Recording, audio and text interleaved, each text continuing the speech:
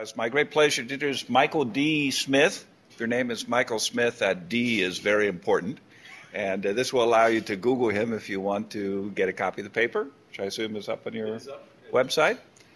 I've known Michael for, what, 7 years maybe, 6 or 7 years. We met when he was right out of grad school, and he's done some fantastic work in this area of marketing, online activity, intellectual property, and a number of other areas of that sort. So welcome to Google. All right, thank you, Hal. It's a wonderful introduction. It's a wonderful opportunity to be here. Really excited to talk to you all. And I should acknowledge right up front, thank Google and WPP for providing funding for this stream of research that we're doing. So the talk I'm going to give is entitled Channels in Conflict, Consumer Response to Digital Distribution Channels. This is joint work with my colleagues Rahul Talang, who is co-director with me of the Center for Digital Media Research at Carnegie Mellon, and our very, very fine doctoral students, Brett Danaher, Samita Denisoban, and Anuj Kumar. What I'm going to try to do is present 3 papers on the same theme. Okay, so the theme is sort of motivated in part by, if you can think back to the heady days of 1998 and the speculation about what was going to happen when you added internet markets. So there are a lot of wonderful quotes. One of them, this nice quote in Business Week that says, "The internet's a nearly perfect market, information is instantaneous, and the result is fierce price competition, dwindling product differentiation, and vanishing brand loyalty." And that was sort of part of the conventional wisdom in 1998, untested by data. And it turns out if you go out and you look at the data for what actually happened in internet markets, not all of these hypotheses hold up. There's a lot of price dispersion, brand matters a whole lot, and if you don't believe me, you can Google that. And product differentiation still matters. What we wonder is whether we're in a very similar time right now with respect to digital media, in the sense that there's a lot of conventional wisdom about how consumers will approach digital media channels, and very little of it is tested rigorously and empirically. So here are 2 representative quotes, one from James Giannopoulos, chairman of 20th Century Fox. When people say reinvent your business model because of the ubiquitous availability of piracy, there's a huge flaw in that. You can never compete with free. That's an economic paradigm that doesn't work. Okay? On the flip side of this is Steve Jobs, by no means a disinterested observer in this debate, but Steve Jobs saying you'll never stop piracy, what you have to do is compete with it. Okay? So this interesting question, how do I compete with free in general, and in particular, how do I compete with free pirated content? Can I ever get those consumers back? And if I can, what does that look like?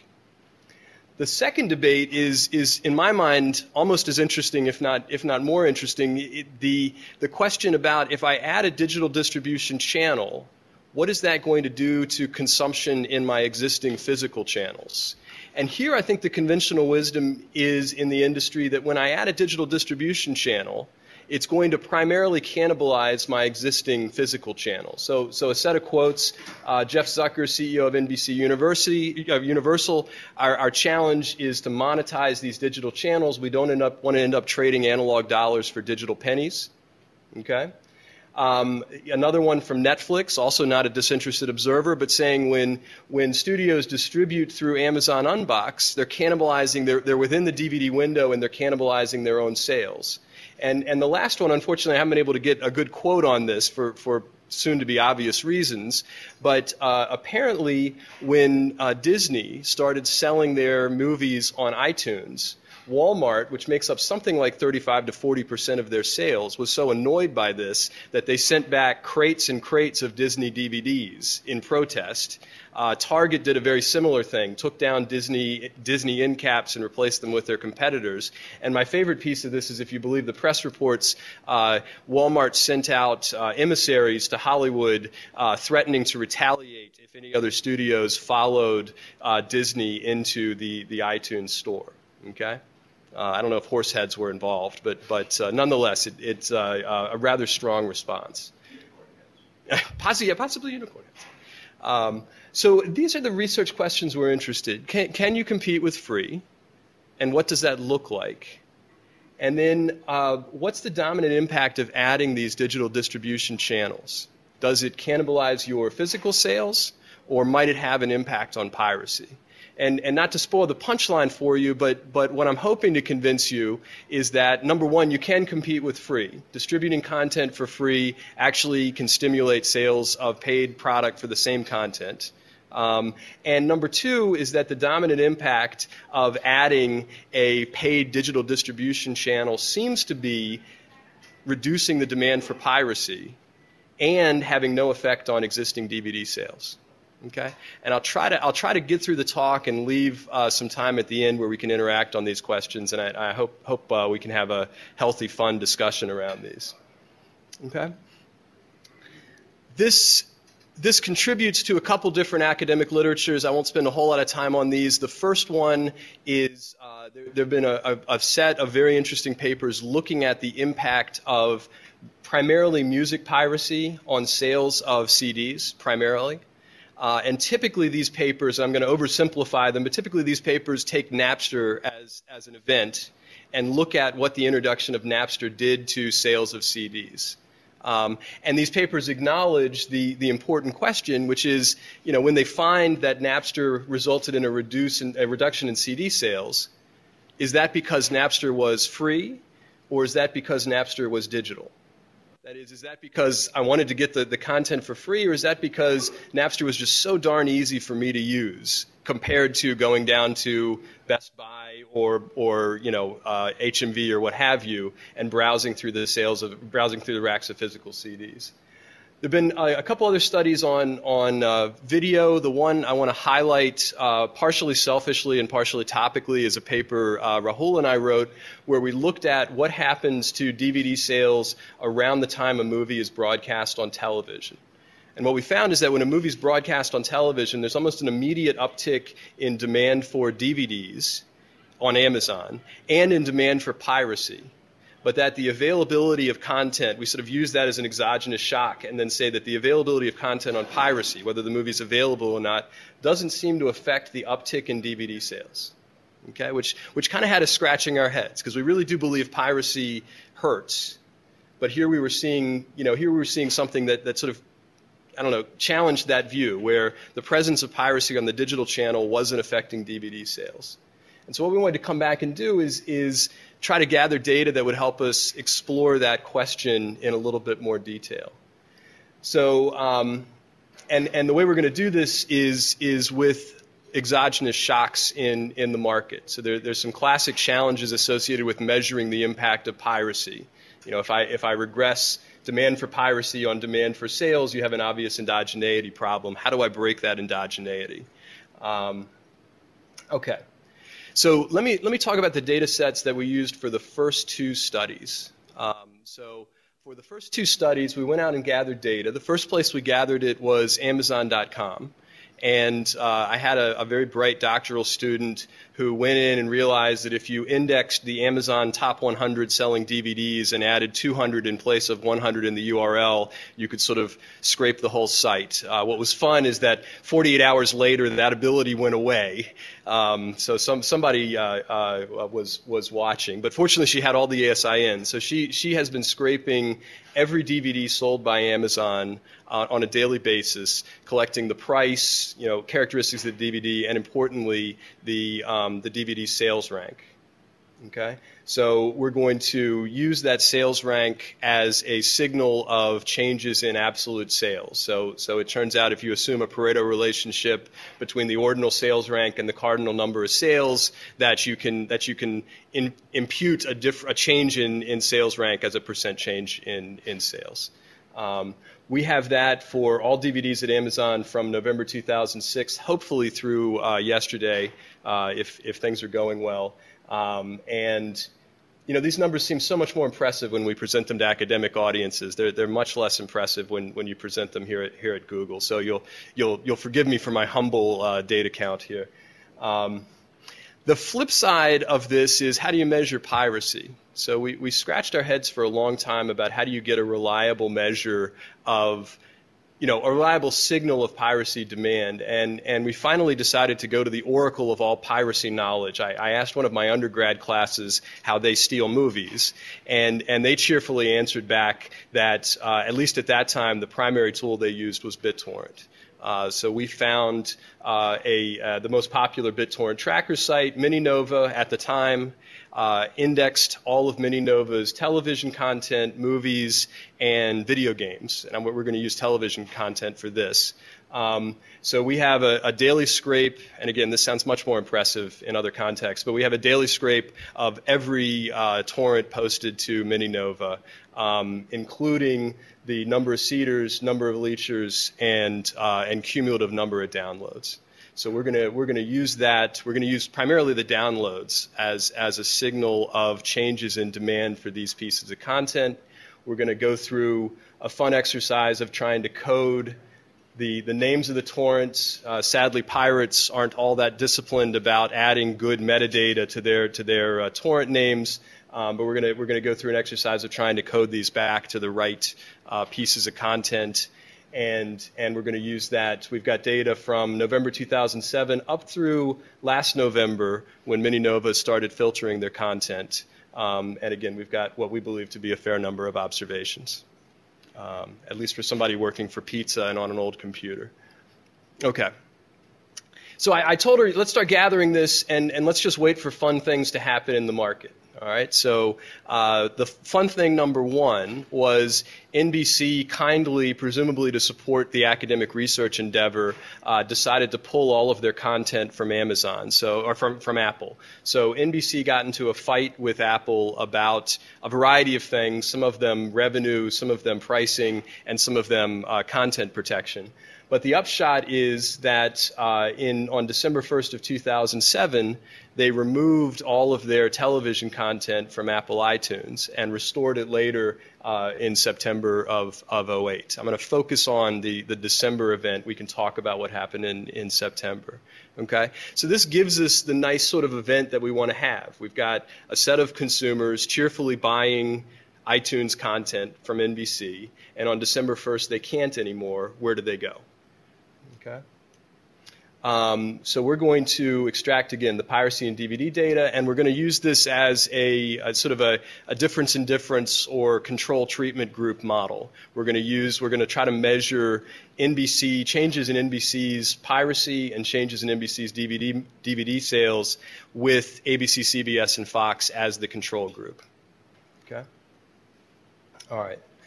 What I need to convince you, though, is that ABC and CBS piracy looks like NBC's piracy in the before period. That is, ABC, CBS, and Fox are a decent control group for NBC in the before period for this to work. So let me see if I can convince you of that with the pre-treatment falsification test. The model we've got is the log of downloads onto date dummies, episode dummies, and then an NBC indicator for the actual event. And what I'm hoping to find is that in the period before NBC took their content off of iTunes, that dummy variable for NBC is insignificant, and in the period after it, it's significant. And you already know the answer to this question. This is sort of the chart of the conditional values, and what you find is that NBC seems to map non-NBC pretty well in the period right up to December 1st, and then after that we see that NBC piracy levels are higher than ABC, CBS, and Fox. Okay. In percentage terms, we can run this and just stare at the coefficients. We interpret these coefficients as percentages, and what this is saying is that the demand for NBC piracy increased by about 11% in the period after they removed their content. And I should point out, we have data up through Christmas. I'd love to tell a wonderful story about how we decided to exclude the Christmas holiday period. The fact of the matter is my very talented doctoral student went home for Christmas over the holidays, and right about Christmas, MiniNova changed the way they indexed their pages, and so I'm not entirely sure anymore what happened after Christmas. But I can say, with a reasonable amount of confidence that up until Christmas this was an 11% increase. The other interesting thing going on here is this variable says what happened to non-NBC piracy during the same time period. It's statistically, marginally significant, and it's not well identified. I don't know what would have happened had NBC not done this. But if you just interpret that on the face of it, what it's saying is not only was there an 11% increase in NBC piracy, but there was an additional 5 to 6% increase in non-NBC piracy, which might mean that these consumers who were buying on iTunes and decided to go pirate their content through BitTorrent not only pirated the NBC content, but also pirated some ABC, CBS, and Fox content while they were there. Okay? Does that make sense? All right. Oh, I'm sorry. Go ahead. Just one clarification question for the Fox and CBS data. They were all in iTunes. They were all in iTunes during the whole time. So it's a proper control group. Yeah. The nice thing about this is Hulu was still in private beta during this time frame, so the number of Hulu users was relatively small, and there was no big changes in digital distribution for any of these folks. So, a good question. So the other thing you can do with this data is you can carve it up by genre. So if you wanted to characterize the typical pirate as a young male, these data would be consistent with that view. So what we see is a much bigger uptick in demand for pirated content for sci-fi shows, comedy, and to a lesser degree action than for drama. Okay, I don't know. I don't want to push this too hard, but you could draw your own conclusions from this.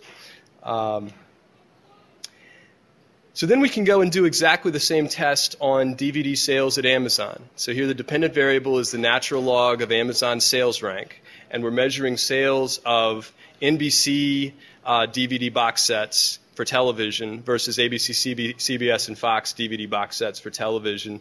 And what you find is no statistically interesting change in sales for NBC content relative to ABC, CBS, and Fox.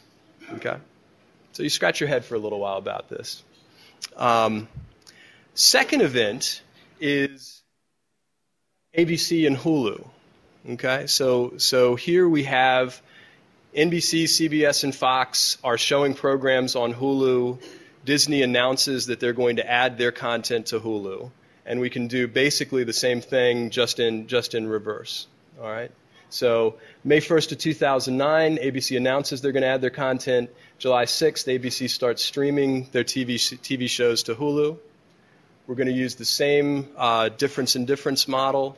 We have 8 ABC shows and 42 non-ABC shows, and these are just the shows after eliminating categories where that might be unusual. So game shows, reality shows, talk shows. These are sort of the might be systematically different. And we're going to look at a 2-week period before and after July 6th of 2009. Okay. So here again, we're going to interact the ABC variable with the after variable, and what you find is about a 37% decrease in piracy in the 2-week period after ABC adds their content to Hulu, which is larger than I was expecting, but it's statistically significant. I've asked Samita to beat this up in a variety of different ways, and it just doesn't go away. So huge decrease in the demand for piracy. And then if you look at DVD sales, nothing statistically significant. If anything, it's directionally negative. Which again, because these are sales rank, a decrease in sales rank actually means an increase in sales. So if anything, there's a slight increase in sales, but not in any statistically significant way. Okay? Yes?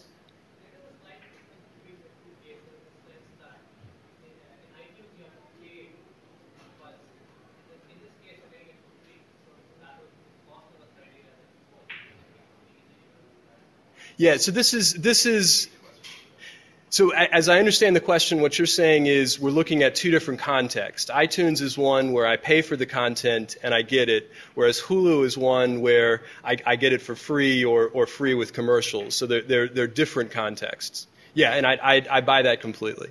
And that's part of the reason I think, you know, it's kind of interesting that the DVD sales change is directionally positive, right? I think broadcasting, so if you go back to what I said about the paper Rahul and I did with what does television do? What's the dominant impact of broadcasting the whole movie on television? It's to encourage people to go out and buy the DVD.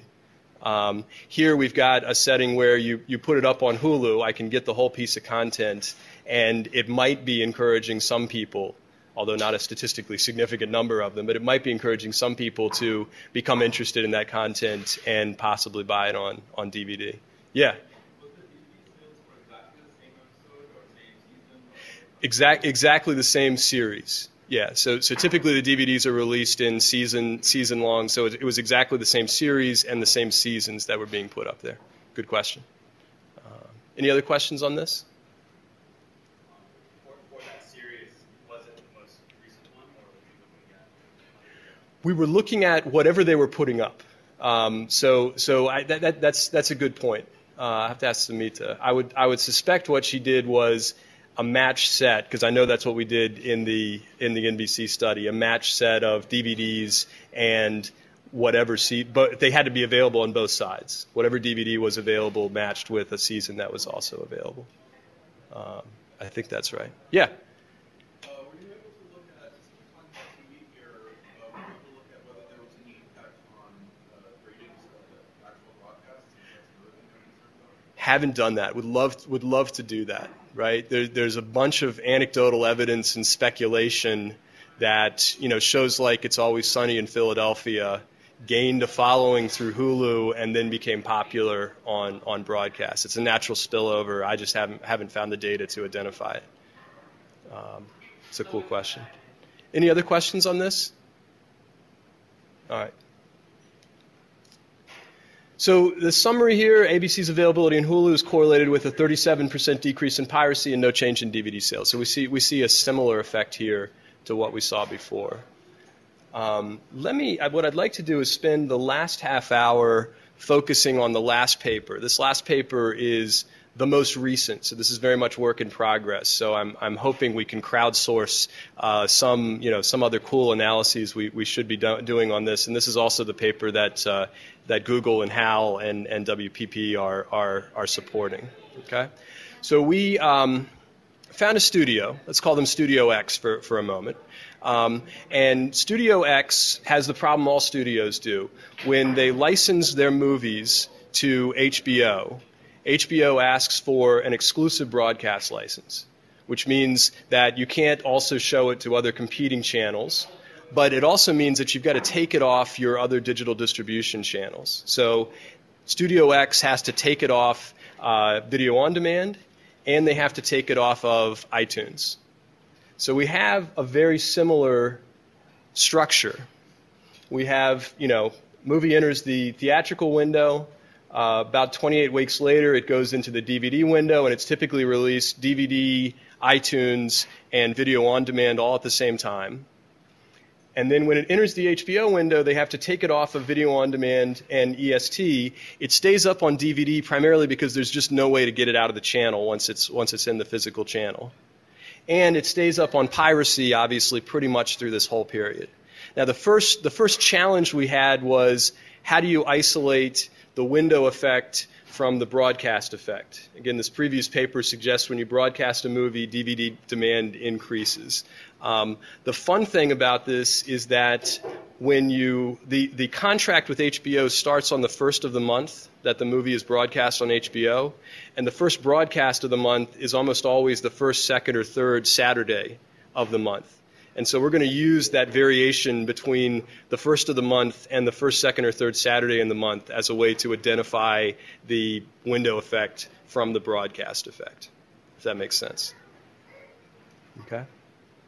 All right. So very similar questions.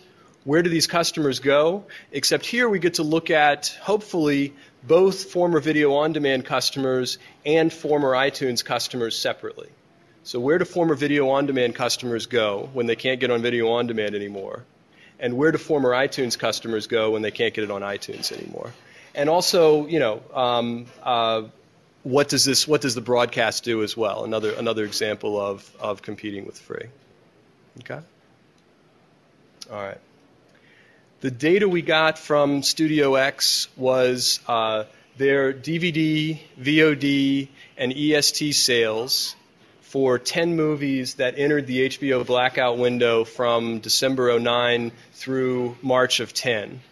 We have each of these data at a DMA level for the top 153 DMAs in the United States. DMAs are sort of regions of the country. Is everybody familiar with? Okay. And we have weekly observations of peer-to-peer activity through one of their vendors, also broken out by DMA based on the IP number of the person committing the piracy. Okay. All right. So we're going to use the HBO window, entering the HBO window, as an exogenous shock to demand for both VOD and iTunes. Okay? So the first thing I need to convince you of is that entering this window is exogenous. As near as we can tell, it is. So talking to Studio X, they negotiate with HBO sort of collectively for all of their movies and determine a period of time after theatrical where it's going to enter the HBO window. And that's set before they ever see what the DVD demand is. Okay? It's also comforting that when you go and look at the lag between when it leaves the theater and when it enters the HBO window, there's no systematic difference in that lag as a function of either DVD sales or theatrical sales. This really does look like an exogenous shock. Okay? And as I mentioned before, we're going to try to exploit the lag between the introduction of the window and the broadcast to try to isolate out both the broadcast effect and the window effect. Or broadcast effect, the entering the window effect from the broadcast effect. Does that make sense? Okay. If you do this, so the simple model for this shows that there's an increase in both DVD and piracy demand when it enters the window, although not particularly large and not statistically significant. And then there's a big increase for both of them when you broadcast. Let me show you the model that's going to tease out the two effects I want to see. So this model, I've got S is either the log of DVD sales of piracy for movie I in DMA-J in week T after DVD release date, or piracy for movie I DMA-J in week T. I've got a set of movie fixed effects, of DMA fixed effects, of dummy variables. At the end, I'm going to try to dummy out the Christmas weeks for those that were released over Christmas. And then what I'm going to try to do is I've got a dummy variable for the HBO window, which is here. I've got a dummy variable for the broadcast period. So I'm going to try to separate out the broadcast period. And then what I'm going to try to do is I'm going to take a prediction of what the lost sales on VOD would look like for movie I, DMA-J in time period T. So we just use a couple different exponential decay curves. It's not particularly sensitive to this, but I'm going to try to predict what would VOD sales have been for this movie in this DMA. And I'm also going to try to predict what would iTunes sales have been for this movie in this DMA. And I'm going to interact those two variables with a dummy variable for the broadcast period. Okay, and what I'm hoping here is that this tells me for DMAs with high levels of VOD sales, do they have a higher than normal change in DVD sales and change in piracy? And DVDs with higher than normal iTunes sales, do they have a higher than normal change in DVD sales and piracy? Okay, does that make sense? All right, cool. And so this is what we see. So if you look at changes in DVD sales, you can see an increase in sales during the blackout period, although not statistically significant. You can see an increase in sales during the broadcast period. Consumers see this on HBO and go out and buy the DVD. You can see an uptick in DVD sales for DMAs that have high VOD sales. So lost VOD sales seem to be moving towards DVD sales. I see no statistical change in DVD sales as a function of DMAs that have high levels of iTunes of lost iTunes sales. And on the flip side for piracy, I see similar coefficients over here. Showing the movie on HBO leads to an increase in the demand for piracy, as we've seen in other papers. And DMAs that have a large number of VOD sales have no statistically significant increase in piracy. And DMAs that have a high lost EST sales have a statistically significant positive increase in piracy. Okay? Another way to see this is you can just plot the lost EST sales and lost VOD sales as a function of the conditional predicted DMA DVD sales and piracy.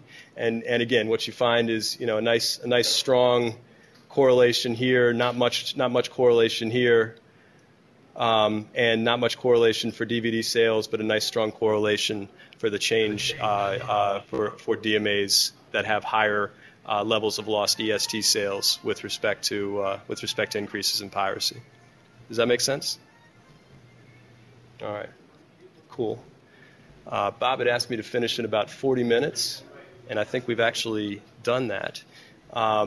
So the punchline here, I think, is it sure does start to look like it's possible to compete with free. Now, this isn't a huge shock for marketers, right? Competing with free is really just a special case of price competition. I've got to figure out a way to differentiate the paid product from the free product. And what this suggests is that I can differentiate that in a bunch of different ways. I can differentiate that based on usability, based on convenience, what have you, but showing it on television, showing it on HBO, and apparently, potentially showing it on things like Hulu might increase the demand for the paid pieces of those content.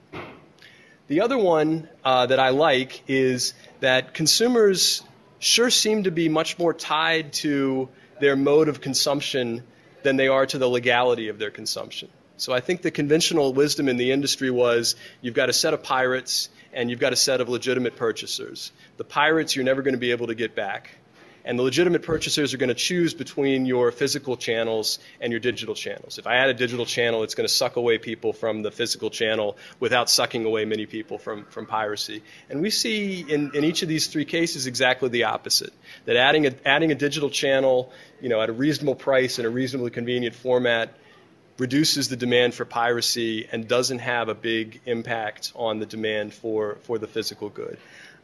The way, and I'd be interested in interacting on this, but the way I think about this is I think consumers decide I want to consume digitally. And once I decide I want to consume digitally, I'm going to find it, at least some of these consumers are going to find it in a legitimate channel if I can, and if I can't, I'm going to steal it, or whatever your preferred word is for piracy. Okay? The other piece here is I think there are a bunch of interesting opportunities to try to understand the impact of these digital channels through these sorts of natural experiments. And so we're out here talking to different companies, or talking to Facebook earlier today, talking to Yahoo tomorrow, to try to see if we can identify some of these experiments or changes in digital distribution and use them as ways to better understand how consumers respond. Okay? All right. So I think almost at 40 minutes. I would love to take questions and interact on this because I know you guys have seen some interesting experiments along these lines. Sure.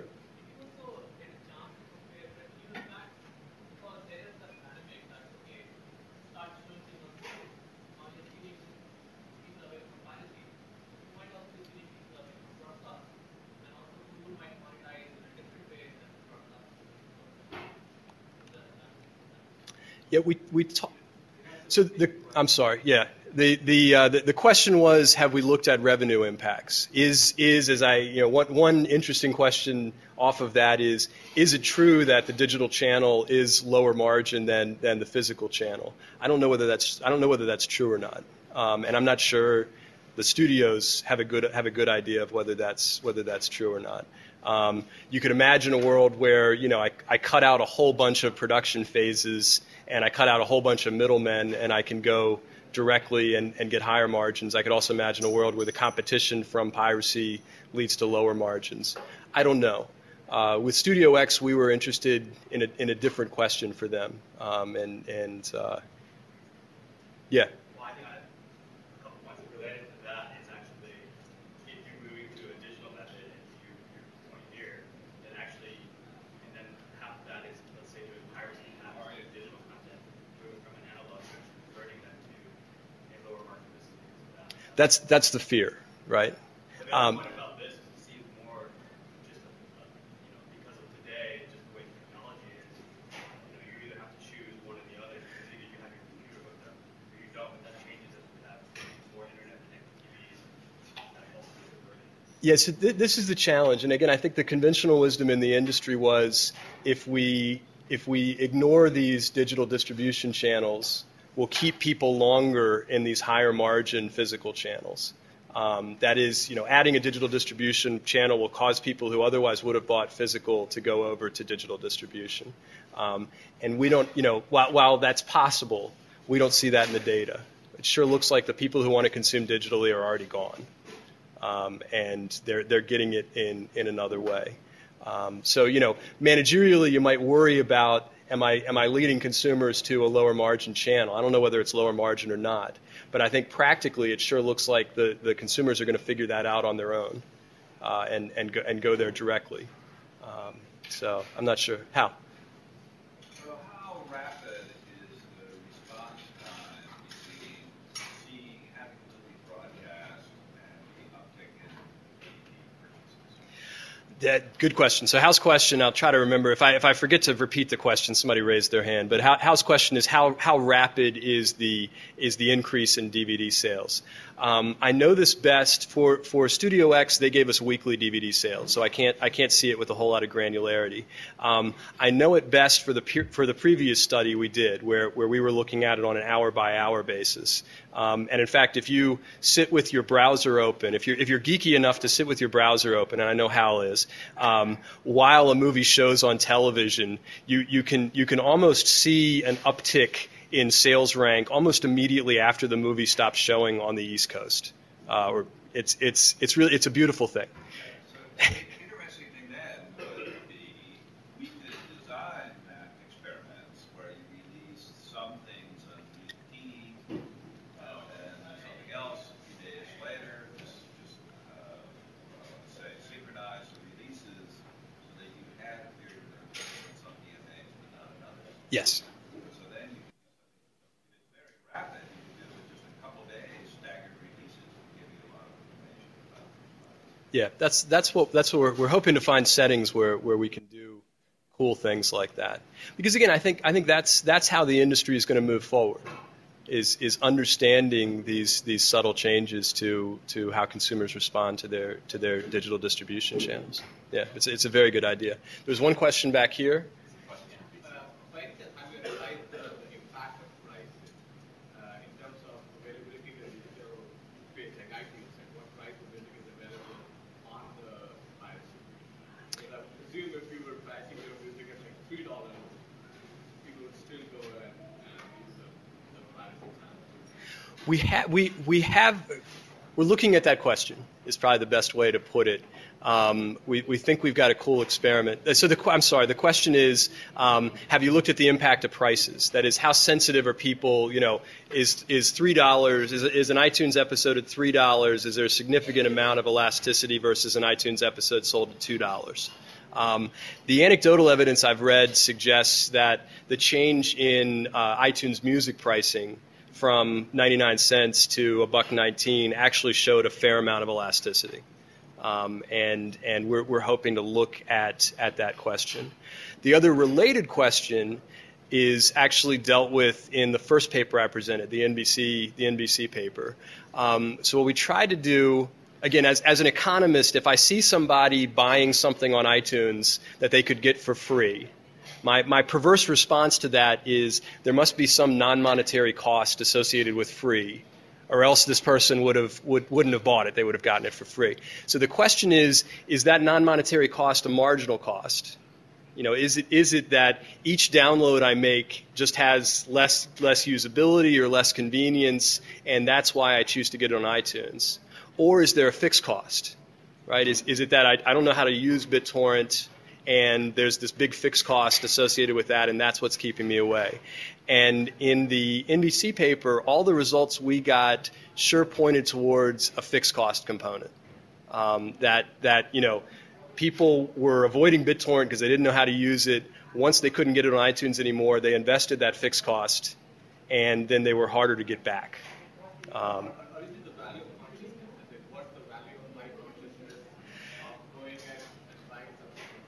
Yeah, so no, it's a great point. So the question is, as I understand it, is there also a moral component associated with this, or is sort of my consciousness, I'm aware of this. The other piece we explored was, is there a moral component? And originally we thought a moral component would primarily have a marginal cost effect, that sort of each time Bob, I shouldn't use real names. Each time this gentleman sitting here pirates something, he gets a slightly more bad feeling about himself. We presented this to our faculty, who includes some very prominent criminologists, who said, you know what, the literature says that actually there's a fixed cost to crime, that the first crime you commit is the hardest one, and after that it becomes much easier. So we had to model the moral cost as both a fixed and a marginal component. But everything lined up with sort of fixed cost.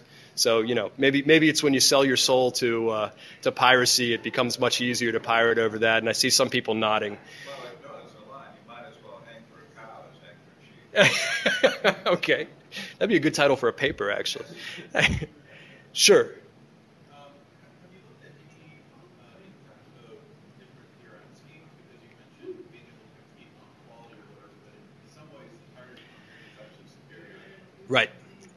It's an interesting question. I haven't looked at that, right? But you can stare at iTunes, and you can wonder whether the DRM that Apple was able to control created this wonderful ecosystem for them, where the more iTunes you bought, the more you wanted to buy iPods, and the more iPods you bought, the more you wanted to buy from iTunes, and turned them into whatever market share they have, 90% market share, which makes them a very tough downstream negotiating partner for all these record companies. That they like Walmart does in DVDs, Apple can be a very tough downstream negotiating partner. And you wonder how much of that is due to just Steve Jobs being brilliant, and how much of that is due to the DRM scheme that was put in place that was proprietary. It's an interesting question. Yeah. It's interesting you had access to data at the DMA level. Did you see any difference in the behavior between different DMAs? Yeah, there's a pretty dramatic difference. The question, thank you, Bob. The question was, do you see any difference in behavior across DMAs? And the answer is yes. There's obviously there's correlation. DMAs that have high iTunes sales also have high VOD sales, but there's enough variation, and there's a decent amount of variation across these DMAs that we were able to identify it. And I should have pointed out that the model has, we cluster the standard errors at the movie level, so we're controlling for potential correlation across the different DMAs. But there's enough variation there that you can pull it out. It's kind of cool. I don't know how to take questions from these nice people up on the screen. Okay, cool. Any other questions? Any other personal anecdotes? The nice thing is the camera isn't facing on you.